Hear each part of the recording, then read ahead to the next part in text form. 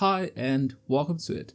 In this course, we're going to be building an online learning platform that is quite similar to Udemy using Node.js. Whether you're a beginner or someone with some programming experience, this course is designed to help you harness the power of Node.js to build impressive web applications. Firstly, if you're going to be following along with this course, you should have a good grasp of JavaScript. Node.js is after all a runtime for JavaScript. You should have an understanding for JavaScript core concepts such as data types, functions, and how asynchronous code works. Additionally, some familiarity with the basics of Express applications can be quite helpful. Express is a popular web framework for Node.js.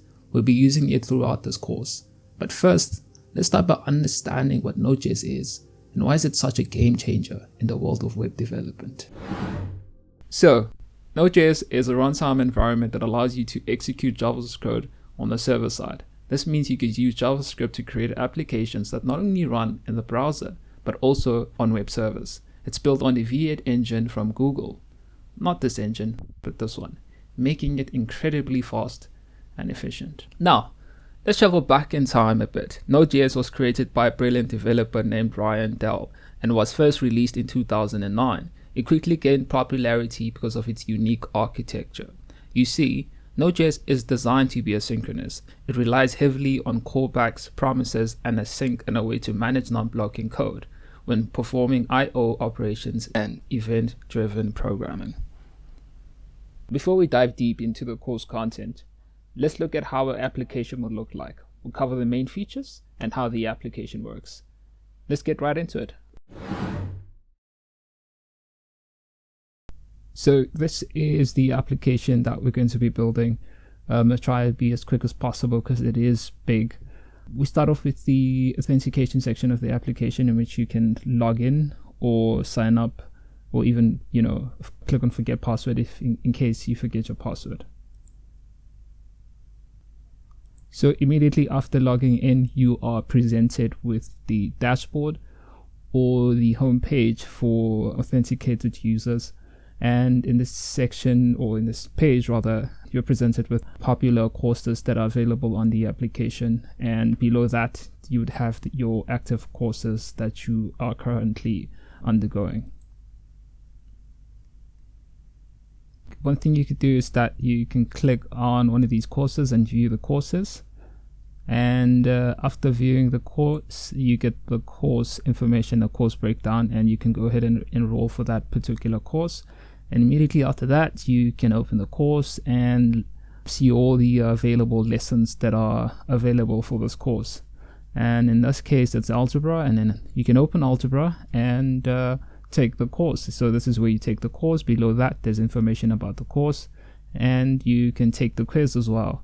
So the quiz is like a test, and if you pass the quiz or test, you then move over to the next lesson. If you complete all the lessons, then completed the course. In this case, course has been completed, and that's why you have the option of downloading the certificate at the bottom of the page. And we will then proceed to download the certificate to see if it is working. And if you open the downloaded certificate, which is in PDF format, you can see there it says Introduction to Mathematics. That's the course that we had applied for, and this is the certificate that you are given after completing the entire course, including all the lessons that are associated with that course. You could also go ahead and create a course, and this is up to you.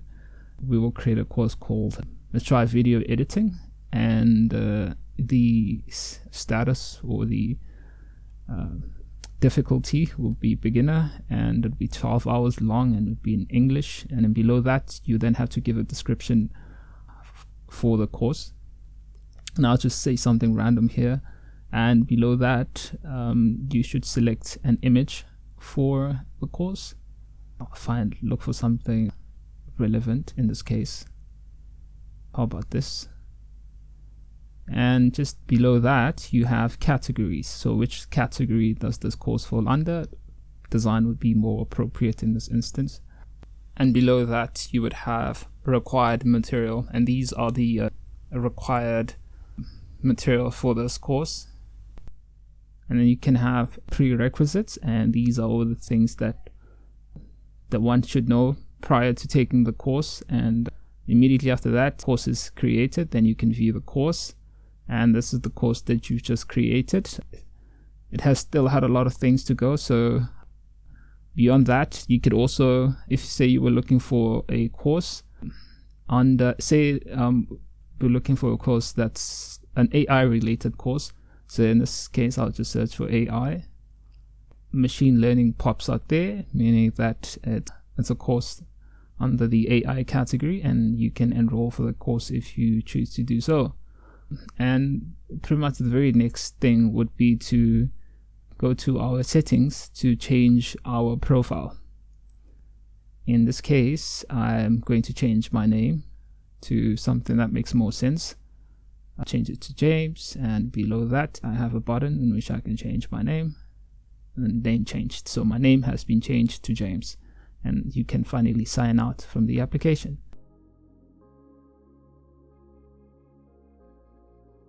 And this is it for this video, and I hope you guys are super excited for the entire series. I'll try to make the videos as small as possible so that you guys can grab all that information and implement it immediately after that.